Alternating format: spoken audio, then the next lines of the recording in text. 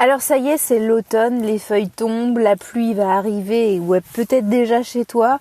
En tout cas, toute cette semaine, c'est un peu la cata au niveau de la météo. On a eu que lundi qui était à peu près beau, mais le reste de la semaine, c'est un peu une catastrophe.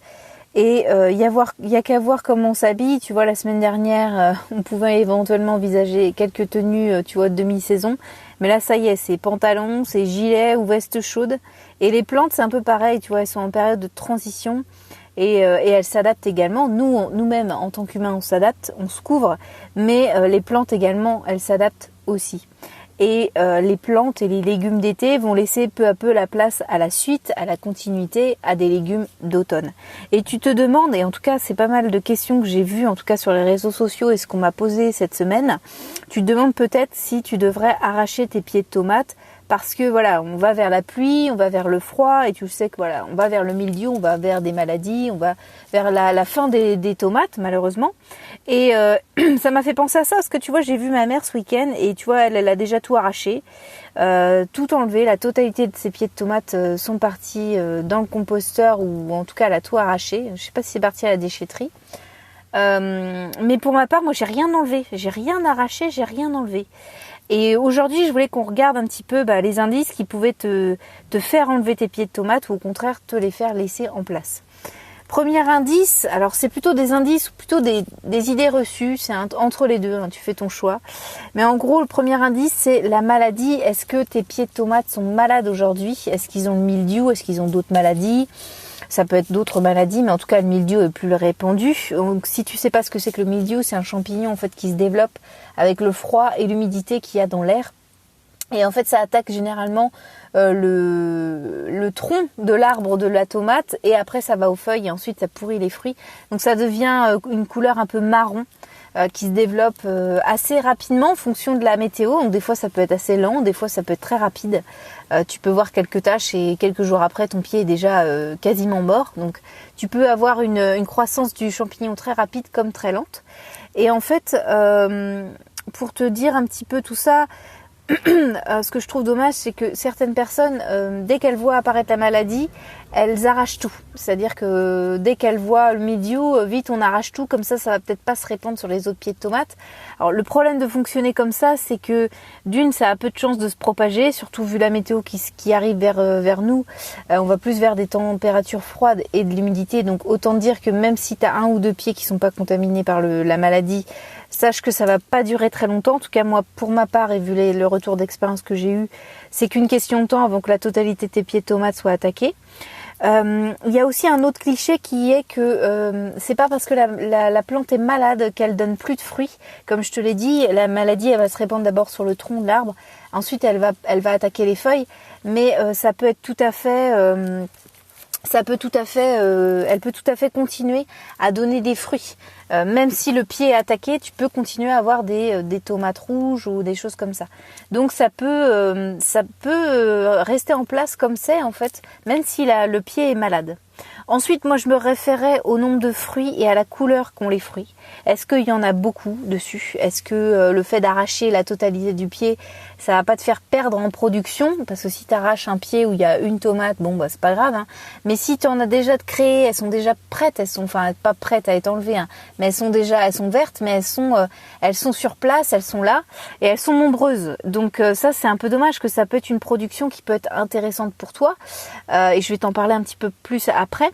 Mais tu peux avoir des surprises, tu vois, de les laisser comme ça, tu peux avoir des surprises. Moi, j'ai vu des tomates rougir un peu plus tard dans la saison. Alors, elles sont pas aussi excellentes que les tomates d'été, de juillet, août, ça c'est sûr, c'est indéniable.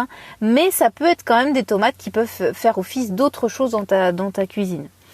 Donc en tout cas, ça peut te faire les laisser en place peut générer des surprises. En tout cas, tu peux être surpris de la finalité de ces pieds-là.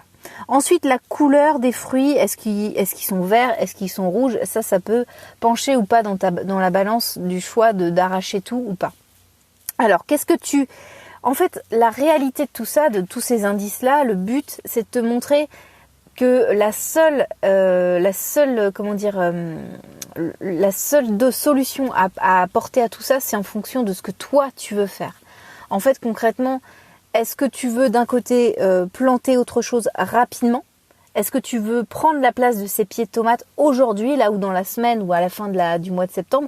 Auquel cas, arrache tout, puisque quoi qu'il arrive, de toute façon, même si tes pieds sont malades ou pas, même si il y a des fruits dessus ou pas, de toute façon, tu les enlèveras parce qu'il va falloir que tu positionnes, en tout cas dans ta tête, t'es prêt à positionner d'autres légumes. Donc quoi qu'il arrive, il te faut de la place, il faut les enlever. Ça, c'est indéniable. Ça, c'est le premier truc, mais c'est toi qui va instaurer cette décision-là.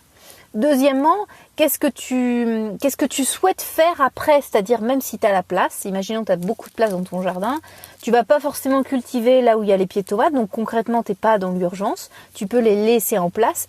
La question, c'est qu'est-ce que tu vas faire avec les légumes qui vont arriver, enfin les fruits qui vont arriver. C'est-à-dire que est-ce que tu es un consommateur d'autres tomates? Alors tes tomates, imaginons, elles sont pas rouges, elles sont vertes. Est-ce que tu vas consommer des tomates vertes? Est-ce que tu peux... alors moi, ce que je fais, c'est que si elles sont un petit peu oranges, je les enlève avant qu'il y ait des grosses pluies. Là, tu vois, il va y avoir des grosses pluies. Ce soir, je vais enlever toutes celles qui sont un peu oranges. Je vais les ramener à l'intérieur. Elles vont mûrir dans ma cuisine. Donc ça, c'est quelque chose que tu peux faire aujourd'hui.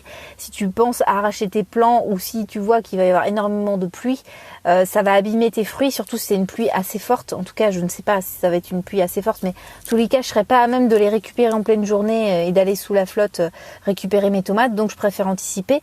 Donc, je les enlève quand elles sont oranges. Mais imaginons maintenant, tu as la place, t'es pas dans l'urgence, tes pieds sont attaqués par le mildiou, mais il n'y a pas d'urgence. Tes tomates sont toutes vertes, il n'y en a pas une seule de orange ou de rouge. Qu'est-ce que tu fais? La question, c'est de savoir si tu vas pouvoir utiliser ces tomates vertes en dernier recours. Alors moi, ce que je ferai à ta place, c'est de les laisser comme elles sont. Alors peut-être que tu vas avoir une maladie qui va se développer, c'est pas dramatique en soi, faut aussi dédramatiser un petit peu le mildiou, hein. Tout le monde est là, oh là là, t'as le mildiou, c'est la catastrophe. Il faut aussi dédramatiser ça, c'est pas grave en soi. Et en plus de ça, les tomates vertes que tu vas pouvoir récupérer, tu vas pouvoir les utiliser aussi dans ta cuisine et faire peut-être des confitures. Moi, je sais que ma mère en raffole, en tout cas, elle me les a demandées. Moi, je suis pas une grosse fan, c'est un goût qui est assez amer. Si tu connais pas, je t'invite à tester à en faire un bocal, au contraire. En tout cas, plusieurs bocaux si jamais tu en as beaucoup. Mais en tout cas, récupérer ces tomates vertes, ça peut être aussi une alternative. Ça, à savoir que quoi qu'il arrive, c'est toi qui vas donner l'impulsion. Donc si aujourd'hui, t'as pas forcément de maladie, t'es pas forcément dans l'urgence, mais quoi qu'il arrive, tu feras rien de tes tomates si elles deviennent pas rouges et sucrées comme en été. Ça sert à rien de les garder parce que quoi qu'il arrive, tu les mangeras pas en fait. Moi, ce que je fais quand c'est des tomates qui sont un petit peu plus tardives dans la saison, elles ont moins de goût, elles sont moins savoureuses, elles sont un peu plus abîmées aussi parce que voilà, il y a plus de ravageurs. Moi, j'ai aussi les punaises de tomates, donc elles sont un peu moins belles. Il y a aussi la pluie qui fendit aussi ces tomates, donc elles sont plus fatiguées, elles sont plus abîmées. Auquel cas, moi, je fais des soupes de tomates, c'est très très bon. Et aussi des coulis. Tu peux faire des coulis tomates. C'est des tomates qui sont moins savoureuses en salade. En plus, on n'a plus vraiment envie de salade maintenant qu'il va faire très froid.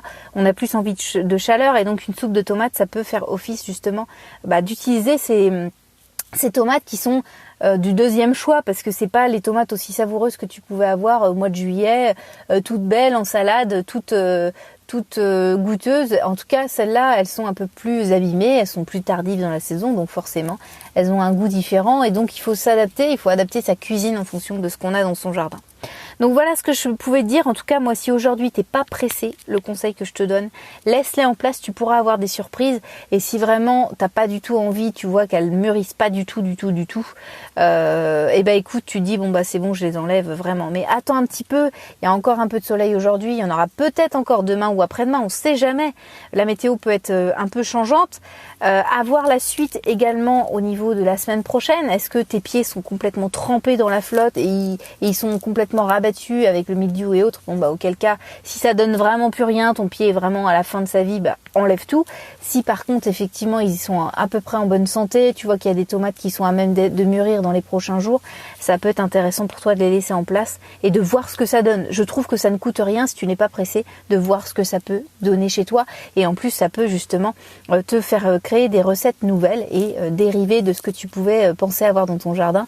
C'est les coulis, c'est des confitures de tomates vertes, ça peut être aussi des soupes de tomates. En tout cas, tu peux redécouvrir des légumes qu'on avait un peu laissés de côté. En tout cas, on les privilégiait pour les salades fraîches et tout d'été, mais ça peut être aussi très agréable pour cet automne. Voilà ce que j'avais à dire aujourd'hui. En tout cas, j'espère que ça peut t'aider, mes podcasts tous les jours. Si jamais tu veux aller plus loin avec moi, n'hésite pas à t'abonner sur SoundCloud ou sur YouTube. Ne loupe rien. Tous les matins, je publie un nouveau podcast sur SoundCloud et sur YouTube. Qu'est-ce que je peux te dire d'autre ? Écoute, si tu as des problématiques dans ton jardin, n'hésite pas à faire comme les autres. M'envoyer tes demandes, tes questions, tes photos, tes problématiques dans ton jardin. J'essaye d'y répondre via un podcast anonyme. Je donne pas ton nom. Un podcast anonyme le lendemain ou voire le courant de la semaine en fonction des idées que j'ai envie de véhiculer sur cette plateforme. Et puis écoute, moi j'ai plus qu'à te dire à demain pour un nouveau podcast. Allez, salut!